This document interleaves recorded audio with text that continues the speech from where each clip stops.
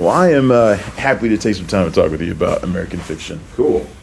I guess first of all, let's start with how you joined on with the film. Had you read Erasure before you signed on to the movie? No, I had not read the book before. I received the script, from the usual suspects. My agent sent me the script and a letter from Cord Jefferson, who had adapted it from Percival Everett's novel. Yeah.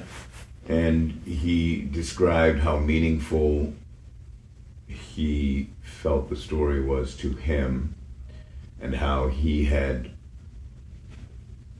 at one point begun to read the book with my voice in his head, and that he had written this script with me in mind, and that he had no plan B, was what he said.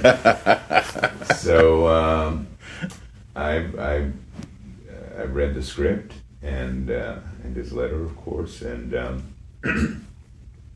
I was pulled in really by the first scene of the script. I thought it was a conversation that wanted to be had. It was a conversation that I was having with myself and with others around a more nuanced understanding of race language and contextualizing that language in a way that we don't often in our country. I think we lack a fluency in race in our country, although race and identity is a deep cultural vein and always has been, but we're just not smart in the way that we discuss it. And then I read further, and I was drawn into, on a very kind of intimate level, the relationship of this man to his family, because for me that is really the heart and soul of our film, and in some ways a response to the commentary on stereotypes and negative tropes that kind of permeate the media when in regards to Black story. But the portrait of that family is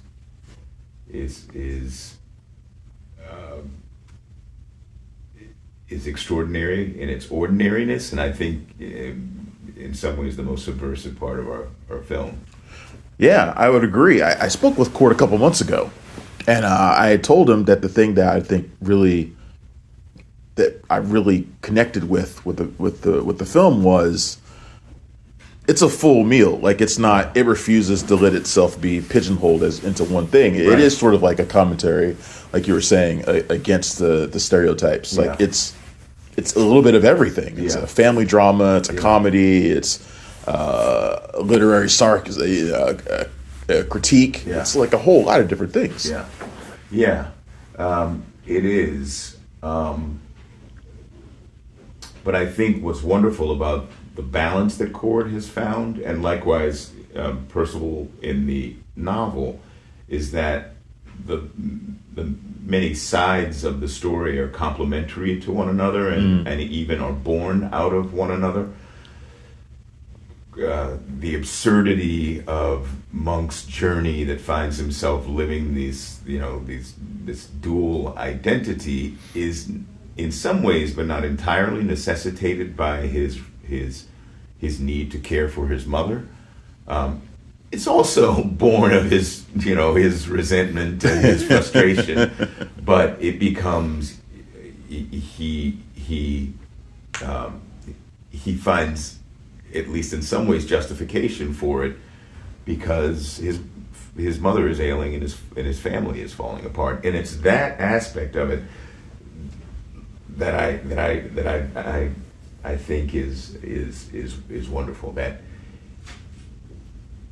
the distance between the absurdity of his public and professional life and the kind of urgent mundanity of his daily life, and that's what in that side is the real humanity of the story. And I think the universality of his journey and of his circumstances. And I it's the most inviting part in some ways, or the most openly inviting part of the film, because they're a family really like any other insane, dysfunctional, functional, but loving in spite of itself family. But in this case, just happens to be populated by a group of black people that we don't see portrayed often on film, and certainly not a group of people that I've been asked to help embody in my career. When we were on set, I was just kind of marveling to myself, one, at how much I was enjoying what we were doing, but also how I had never played those notes before in a film. Did that help you connect with the Monk character? Did you find yourself having some of the same frustrations that he was having? Well, what I most connected with was that Monk has reached a phase in his life that many reach and many will reach, in which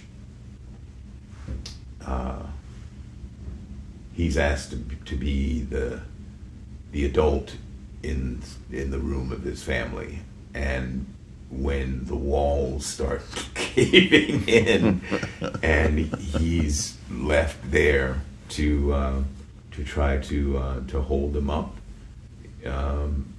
to preserve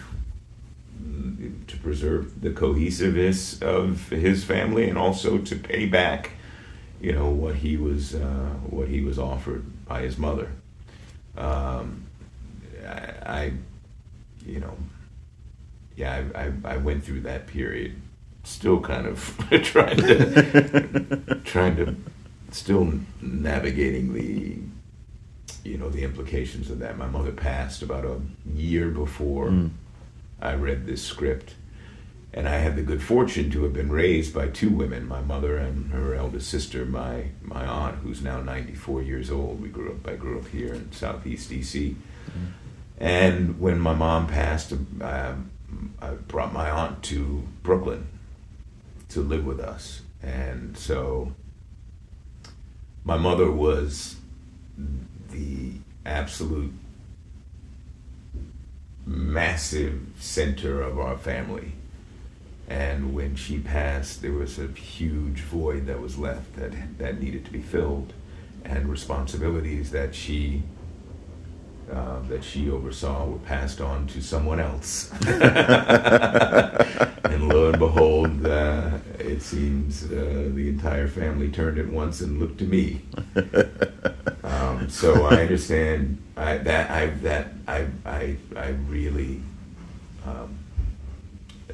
aspect of the film really resonated with me. And I was talking to my son 2 days ago. He'd seen an earlier iteration of the movie, and then he saw it the other night at our LA premiere. And he said, I've been thinking about the movie since I saw it, and I see myself in some of the things that I've been experiencing in Monk. And actually, my nickname for my son is Monk. Oh, wow. Felonious Monkey, I've always called him. But he said, and it's a beautiful homage to Grandma. And I said, yeah, you got it. Thanks for checking out the show. If you like what we're laying down, please subscribe to our channel and click the bell to receive notifications for all of our latest stuff.